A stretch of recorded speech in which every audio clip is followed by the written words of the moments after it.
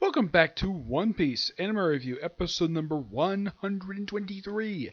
This is reviewing the 911th episode of the anime, bringing down the Emperor. A secret raid operation begins, and the 963rd chapter of the manga, Becoming a Samurai. Now for the episode. First, let's talk about the episode. This episode is adapted from pages 12 to 17 of chapter 920 and pages 3 through 9 of 921. This episode picks up right where last week left off. We get a bit more expansion exactly what happened in the flashback. This is basically picking up right where the flashback left off, right after Kinemon's group arrived in mostly present day, though it was roughly just a couple years after the events of what happened in Marineford. They probably don't know what happened in Marineford because, outside the world. Also, there is one thing that's been really kind of bothering me, especially in this episode. Who's the samurai wearing the purple top shirt? I don't know who this guy is. They don't identify this guy the whole episode.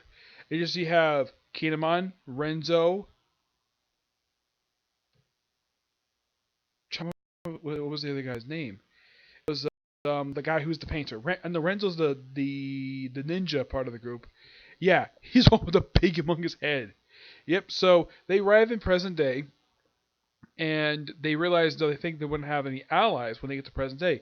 Turns out, yeah, they do. A small number of them. I'd say about 20 people are here. And they're allies because they have this crescent moon on their ankles. It's probably a scar or a tattoo that they wear. And whoever has these basically considered to be a rebel.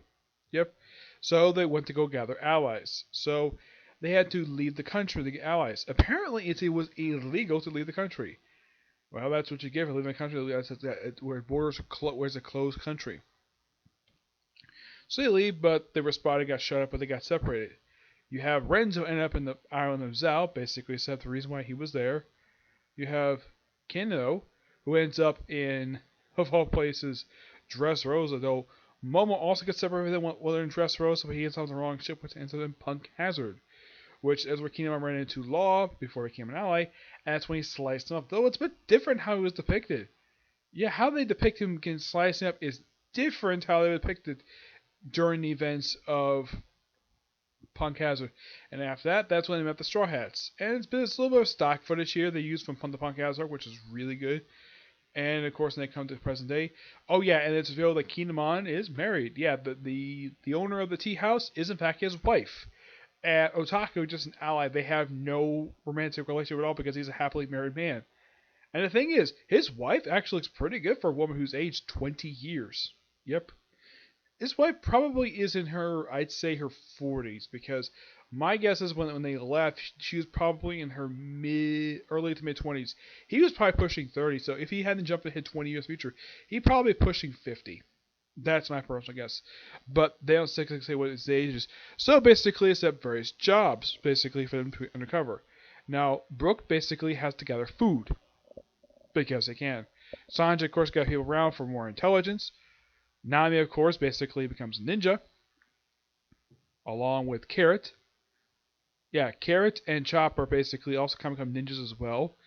And they reveal exactly, he kind of reveals that, Frank, because viewers already knew that Frankie was a carpenter, Robin is basically a geisha,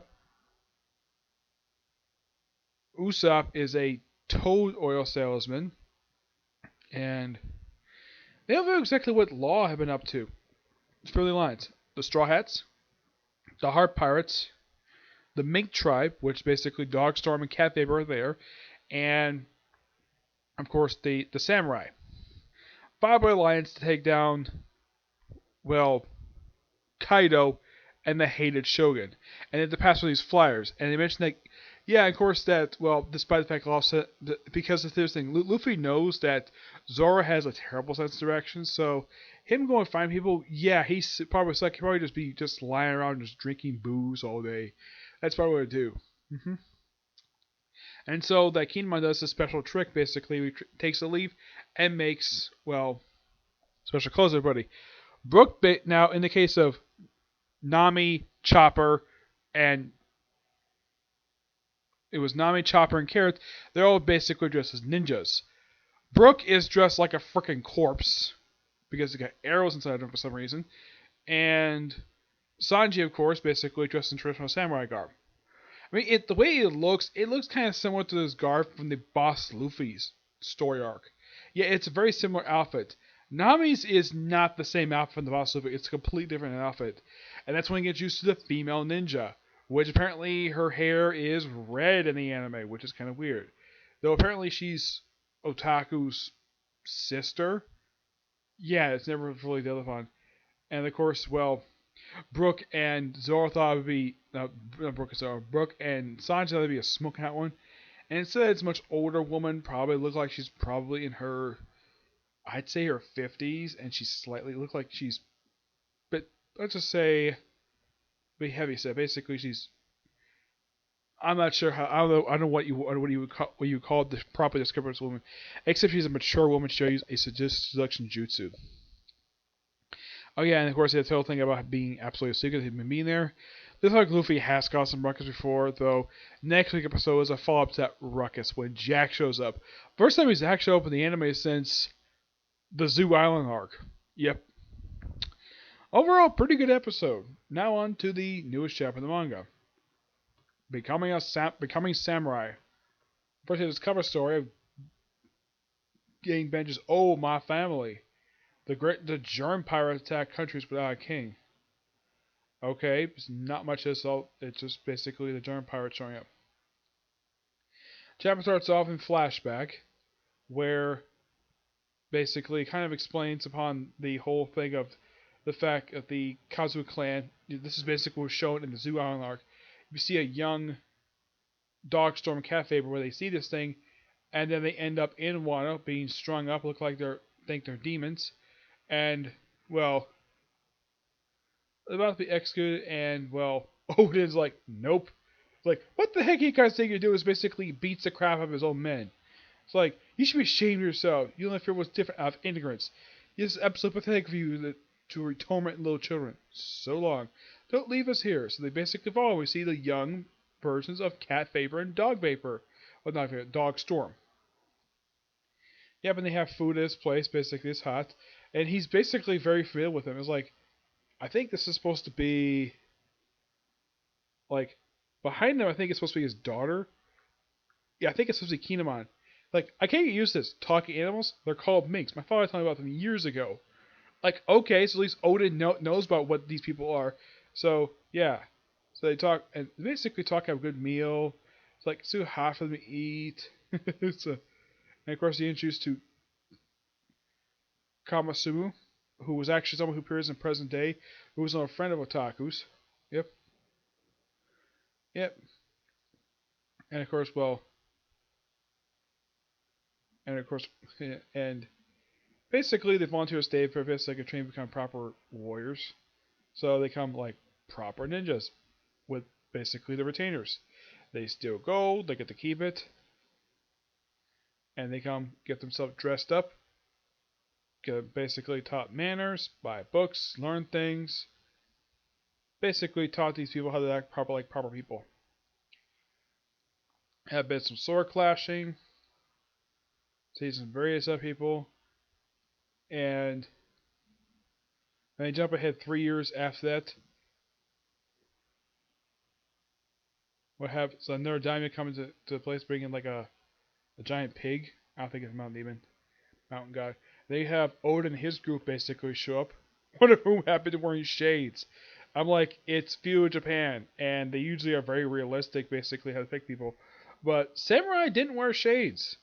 My only guess is because Odin basically thought it looked cool to have a samurai wear shades. So basically, everyone just strolling right in, basically every single one of them, including the one guy. I don't know who this guy is. And well, various other people, and then of course, and we have Whitebeard show up in flashback. Yep, and apparently the Phoenix. Oh my gosh, he shows up here. And apparently that Whitebeard's pirate crew had a woman on it in flashback. Yeah, there was a question about this in a Q&A. Like, why doesn't Whitebeard's crew have a woman on it? How many women? Well, there was women on the ship, basically to take care of, well, Whitebeard himself.